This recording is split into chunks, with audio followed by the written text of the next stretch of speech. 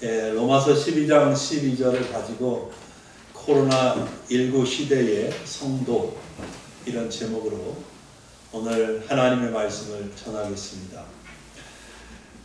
정말 장로님도 기도하신 것처럼 코로나19 상황이 좀처럼 끝날 기미를 보이지 않습니다. 미국과 유럽에서는 도리어 대대적인 제2차 유행이 일어나서 하루에 수만 명씩 확진자가 나오고 있습니다. 따라서 사망자 수도 가파르게 증가세를 보이고 있습니다. 우리나라를 비롯해서 많은 나라들이 백신 개발에 열을 올리고 있지만 아직도 이렇다 할 진전은 없다고 생각을 합니다. 대부분의 전문가들은 이 상황이 내년 말이나 돼야 끝날 것이라고 얘기하지요. 지금까지도 참 힘들고 어렵게 버티고 지내왔는데 내년 말이나 돼서 끝난다고 하니까 마치 무거운 쇳덩어리가 가슴을 짓누르고 있는 것 같습니다. 경제적인 어려움 말고도 사실 벌써 많은 이들이 우울증을 겪고 있습니다. 사람들은 혹시라도 자기가 감염되고 알지 못하는 사이에 자기가 또 다른 사람들을 감염시키고 피해를 줄 가능성 때문에 굉장히 두려워하고 불안감이 증가하고 있다고 합니다. 그러다 보니까 술 마시는 횟수가 늘어나고 있고 술을 마셔도 포금을 하는 그 빈도수가 높아지고 있다고 합니다. 따라서 가정폭력도 함께 증가하고 있는데요. 가정들마다 부부 갈등, 그리고 또 자녀에 대한 학대, 아동학대, 이런 것들이 늘어나고 있다는 보고가 있습니다. 여러분 다 듣고 잘 아시리라 생각합니다. 이런 상황에서 기독교인이라고 해서 별천지에 살고 있느냐? 아니죠. 우리는 뭐 딴 세상에 삽니까? 우리도 마찬가지죠. 기독교인들도 다 똑같은 상황에 노출되어 있습니다. 그래서 기독교인들도 자칫 정신적으로나 영적으로 약해지기가 쉽습니다. 실제로 많은 기독교인들이 정신적으로 영적으로 어려움을 겪고 있는 것이 사실이기도 합니다. 우리 신림소망교회 성도 여러분들은 어떠신지요? 힘드십니까? 우울하십니까? 불안에 휩싸여 있습니까? 사랑하는 여러분, 우리는 그러나 이겨낼 수 있어야 합니다. 또 분명히 말씀드립니다. 넉넉히 이겨낼 수 있습니다.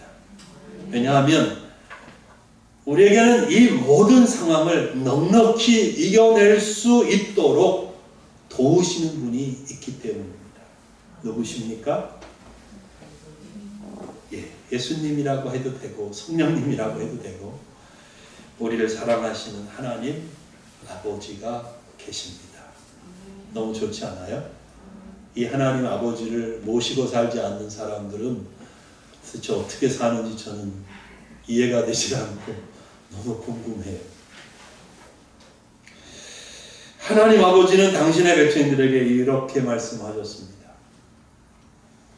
두려워하지 말라. 내가 너와 함께하니라. 놀라지 말라. 나는 내 하나님이 됨이라. 내가 너를 굳세게 하리라. 참으로 너를 도와주리라. 참으로 나의 의로운 오른손으로 너를 붙들리라. 이사야서 41장 10절 말씀입니다. 또 이렇게 말씀하십니다. 야곱아 너를 창조하신 여호와께서 이제 말씀하시느니라. 이스라엘아 너를 지으신 이가 말씀하시느니라. 너는 두려워하지 말라. 내가 너를 구속하였고 내가 너를 칭령하여 불렀나니 너는 내 것이라. 너무 좋지 않아요? 내가 물 가운데로 지날 때에 내가 너와 함께 할 것이라. 강을 건널 때에 물이 너를 침몰하지 못할 것이며 내가 불 가운데로 지날 때에 타지도 아니할 것이요 불꽃이 너를 사르지도 못하리니. 아멘. 이사야서 43장 1절 2절 말씀입니다. 여러분, 이 말씀들을 우리의 현실에 맞게 다시 생각해 보면 하나님은 우리가 코로나19 바이러스가 창궐하고 있는 이 세상에서 보호해 주신다고 하는 것을 확신할 수 있지 않습니까? 아멘. 네. 여러분, 그러므로 우리는 위축되지 말아야 합니다.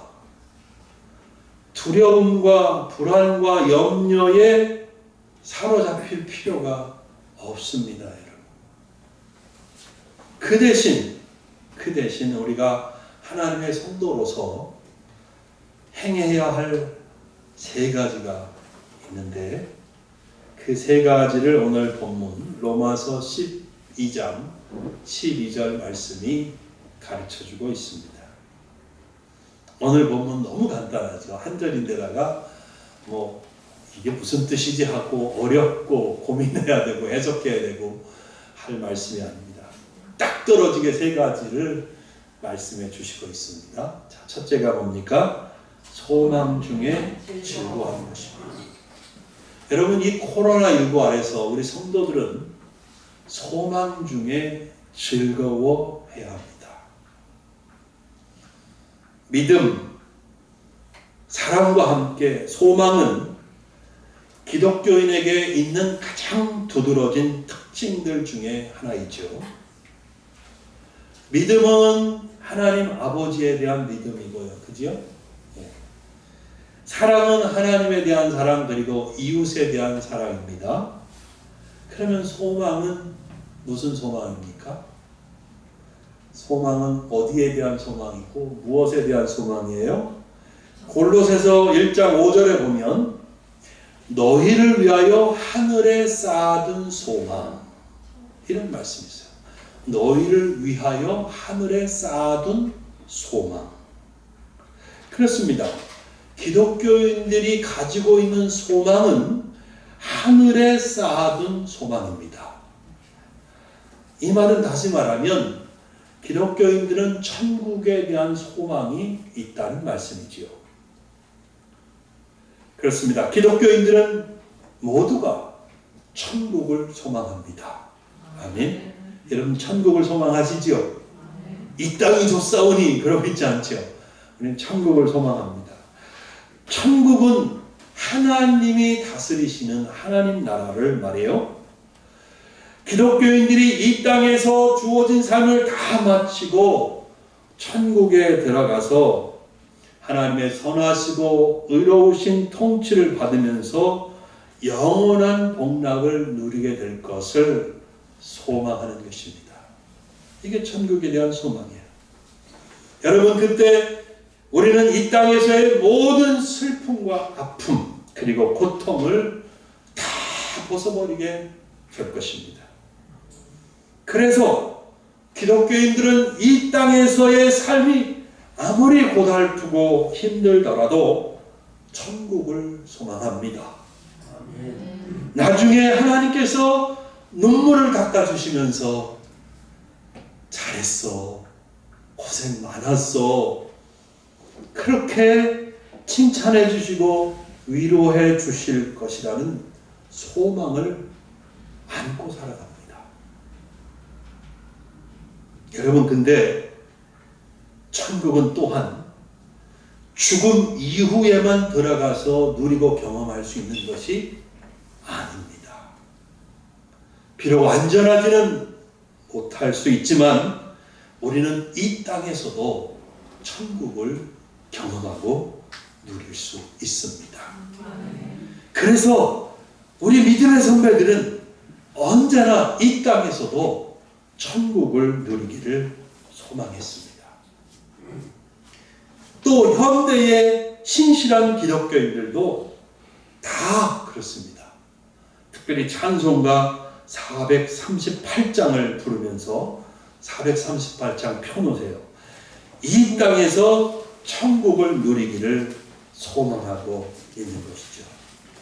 제가 1절을 부를 테니까 3절은 우리 같이 불렀으면 좋겠어요. 찬송가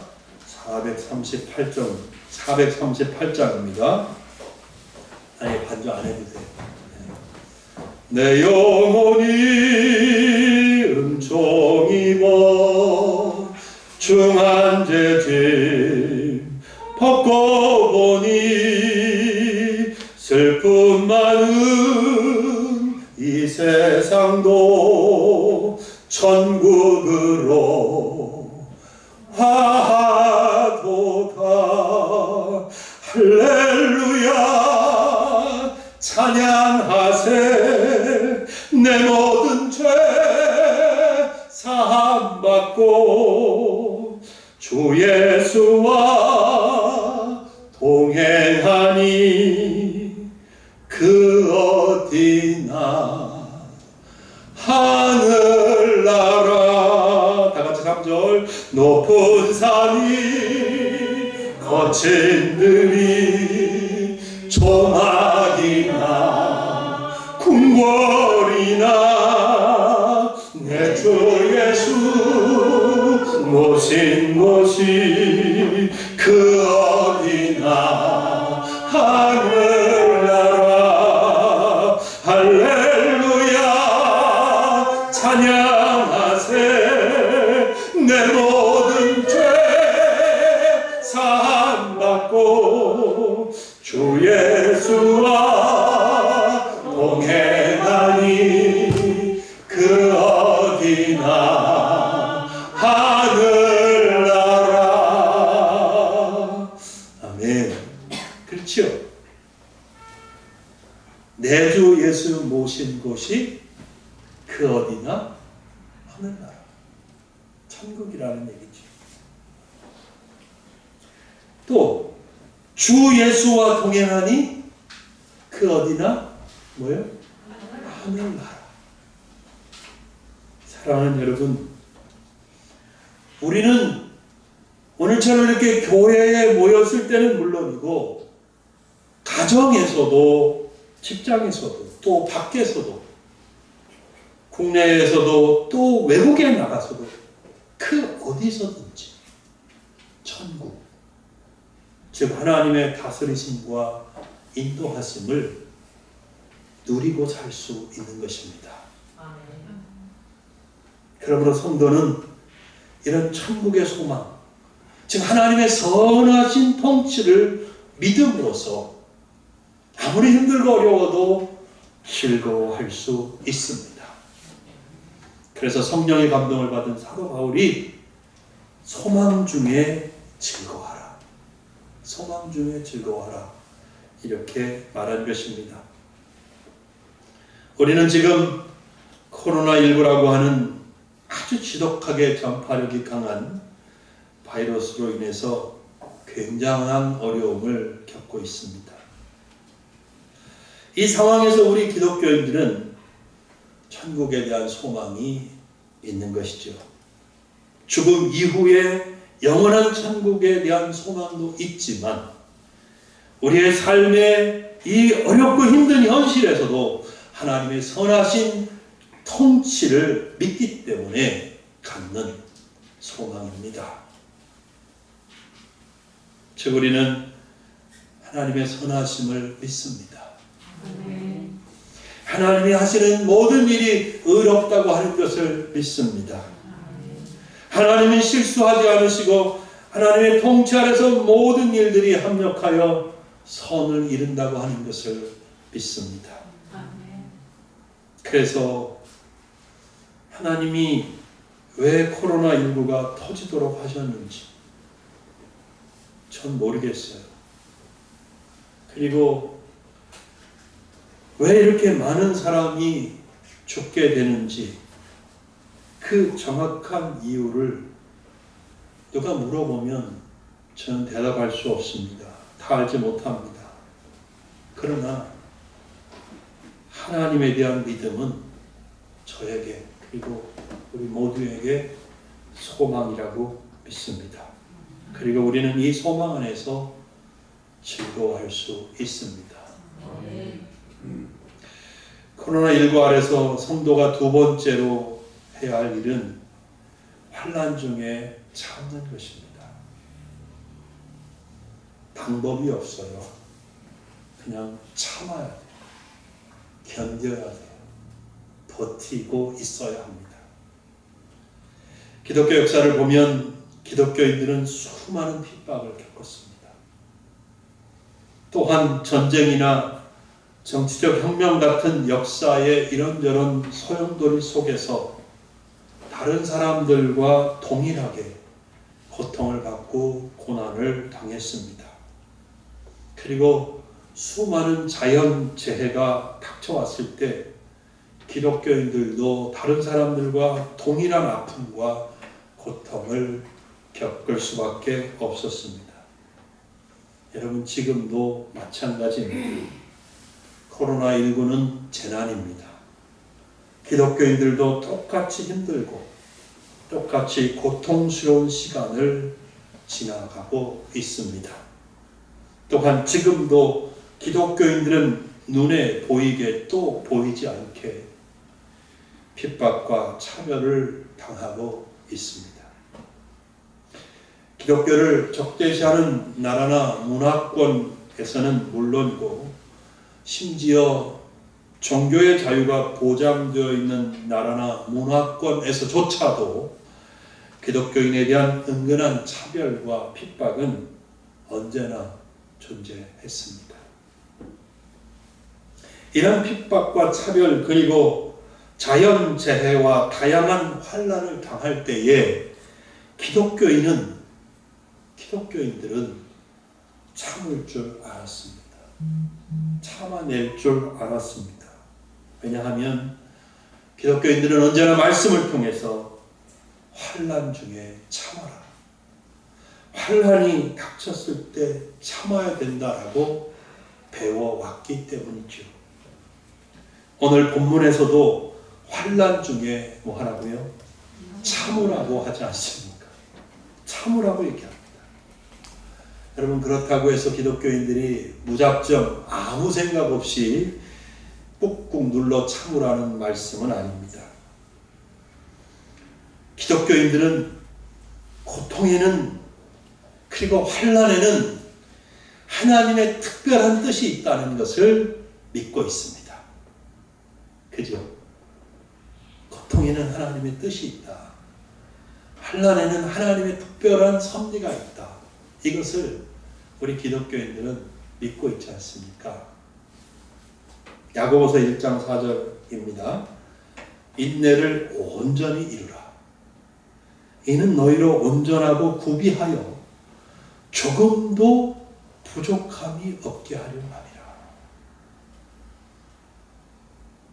고통 가운데 참을 때, 환난을 꿋꿋하게 견뎌낼 때 우리는 하나님 앞에 온전하고 구비하여 조금도 부족함이 없는 사람이 되는 것입니다.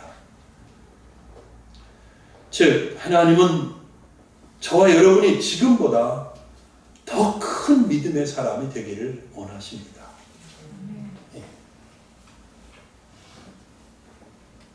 하나님이 쓰시는 사람은 단지 지식이 많은 사람이 아니에요. 하나님이 쓰시는 사람은 단지 경험이 많거나 또 인물이 좋은 사람이 아니에요. 그런 것도 있으면 좋지만 하나님이 쓰시는 사람은 하나만 꼽으라고 한다면 믿음이 있는 사람이에요. 하나님은 다른 거 다 필요 없어요. 오직 믿음이 있는 사람이 있으면 하나님은 그 사람을 쓰시는 것입니다. 그래서 하나님은 온 땅을 두루 살피시면서 믿음이 누가 있나? 믿음이 있는 사람이 어디에 있나? 그 믿음 있는 사람을 찾으십니다. 근데 하나님은 또한 어떤 사람을 고난과 역경을 통해서 그 믿음을 키워가십니다. 그 믿음을 반석처럼 강하게 만들어 가십니다. 하나님의 때에 그 사람을 쓰시려고 준비시키는 것이죠. 그리고 그 때가 되었을 때에 그 사람을 통해서 하나님의 일을 이루어 가시는 것입니다. 그러므로 여러분, 고난과 환난이 찾아왔을 때 우리는 하나님을 바라보면서 참을 수 있어야 합니다. 그 고통의 시간을 참아내는 그 과정들을 통해서 저 여러분의 믿음이 자라가는 것이죠. 그리고 하나님의 때를 위해서 준비되어 가고 있는 것입니다. 하나님은 또한 고난을 통해서 우리의 모난 인격이 깎이고 다듬어져서 보다 성숙한 인격을 갖춘 사람이 되게 하십니다. 기독교에서 성숙한 인격이란 예수님을 닮는 것을 의미합니다. 고난과 역경은 우리의 교만을 꺾어서 겸손하게 만들어줍니다. 고난과 역경을 통과할 때 좁은 마음이 넓은 마음으로 바뀌어 갑니다. 하나님은 고난을 도구로 삼아서 우리를 예수의 형상으로 빚어 가십니다. 아멘. 그래서 성도에게 고난은 유익한 것입니다. 이 코로나19가 저와 여러분에게 유익한 때가 되게 해야 합니다. 고난 가운데서도 하나님이 우리와 함께 하시기 때문이지요. 코로나19 때문에 많이 힘들고 어렵지만 잘 참고 견뎌내실 수 있기를 예수님의 이름으로 축복합니다. 아멘. 코로나19 아래서 성도가 세 번째로 해야 되는 일은 기도에 항상 힘쓰는 것입니다. 우리는 기독교인으로서 기도하라는 말을 정말 많이 듣습니다. 그죠? 많이 들으시죠? 또 오늘도 왔더니 또 기도하라고 합니다. 꼭 식상함을 느끼실 수 있습니까? 식상함을 느끼십니까? 아, 지겨워. 오늘도 또 기도하라고 하네. 근데 우리는 주님 앞에 설 때까지 기도해 이 말을 들어야 합니다. 만약에 기도하라는 말을 반복적으로 이렇게 들어서 우리가 정말 매일매일 기도할 수 있는 사람이 될 수 있다면 매일 들어야지요. 매일 들어야 합니다. 그 이유를 저는 여러분들이 너무나 잘 아실 거라고 믿어요. 기독교인에게 기도는 너무 중요하잖아요. 너무 중요합니다. 아무리 강조해도 지나치지 않습니다. 확실한 거 있어요.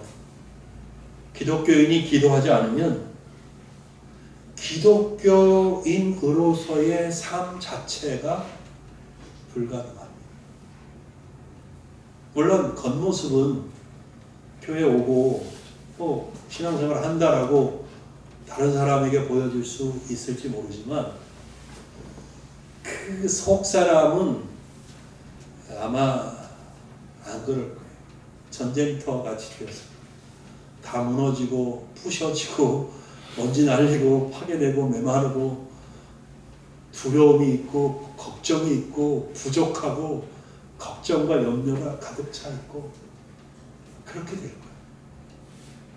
기도하지 않는 심령은 그렇게 될 수밖에 없어요.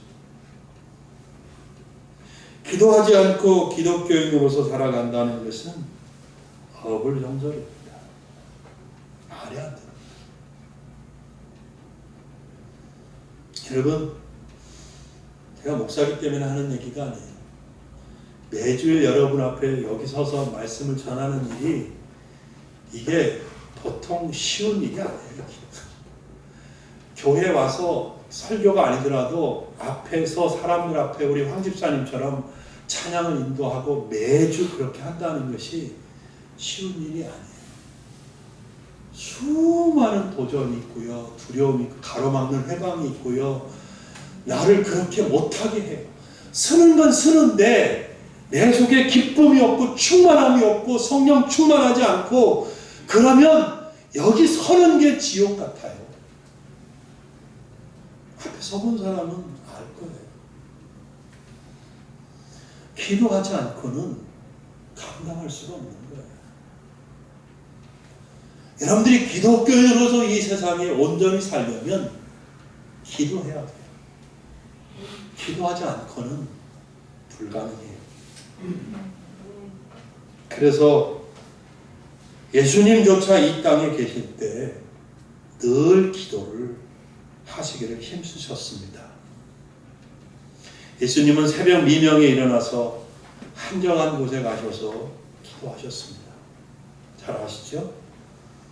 사역을 기도로 시작하셨고, 사역이 끝났을 때에도 예수님은 또한 기도하셨습니다. 마찬가지로 하나님이 쓰신 위대한 종들은 모두 한결같이 기도의 사람들이었습니다. 기도하지 않는 사람인데 하나님이 크게 쓰셨다? 절대 없습니다. 한 건도 없습니다. 그런 경우. 다 기도하는 사람들을 하나님이 들고 쓰셨습니다. 그들은 기도가 얼마나 중요하고 자신들의 삶과 사역을 위해서 빼놓을 수 없는 것인지를 잘 이해하고 있었기 때문이죠. 그래서 기도의 중요성에 대해 깊이 깨달았던 분들은 기도에 대한 명언들을 많이 남겨놓았는데, 제가 몇 가지만 소개해 드리겠습니다. 다 소개하려면 점심 먹고 오후에 몇 가지 들어야 되기 때문에 몇 가지만. 그렇게 많아요. 그만큼 기도를 경험하고, 기도를 통해서 은혜를 받고, 기도를 통해서 능력을 받고, 기도가 너무 중요하다는 것을 깨달은 주의 백성들이 많다는 거죠. 너도 나도 다 한마디씩 남겼으니까 얼마나 많겠어요. 자, 몇 가지 소개할게요. 기도 없는 경건은 양의 옷을 입은 이기와 같다. 기도는 하나님을 설득하는 것이 아니라 하나님의 인격, 사상, 그리고 사역에 감화되어서 하나님께 설득되는 것이다. 이해돼요? 예. 기도 없는 곳에 사람만 일하고, 기도 있는 곳에 하나님이 일하신다. 기도는 하나님의 심정에 이르게 하는 것이다. 마지막으로, 기도는 어둠 속에서 하나님의 얼굴을 볼 수 있는 거울이다. 예. 기도하는 사람은 하나님의 음성을 듣고 하나님의 뜻을 깨닫게 됩니다. 기도하는 사람은 불가능해 보이는 일도 감당해낼 수 있는 하나님의 능력을 힘입습니다. 기도하는 사람은 불안하고 두려워할 수밖에 없는 상황에서도 하나님이 주시는 평강을 누립니다. 기도하는 사람은 절망적인 상황에서도 용기를 얻습니다. 기도하는 사람은 여러 가지 일이 복잡하게 얽혀서 어찌할 바를 알 수 없을 때에 지혜와 통찰력을 얻습니다. 기도하는 사람은 한치 앞을 볼 수 없는 어둠 속에서도 자신의 삶을 이끌어가는 한 줄기 빛을 봅니다. 기도하는 사람은 하나님의 마음을 느낍니다. 기도하는 사람은 거룩함을 추구하고 죄를 미워하고 멀리합니다. 기도하는 사람은 미움을 버리고 사랑하는 마음으로 충만해집니다.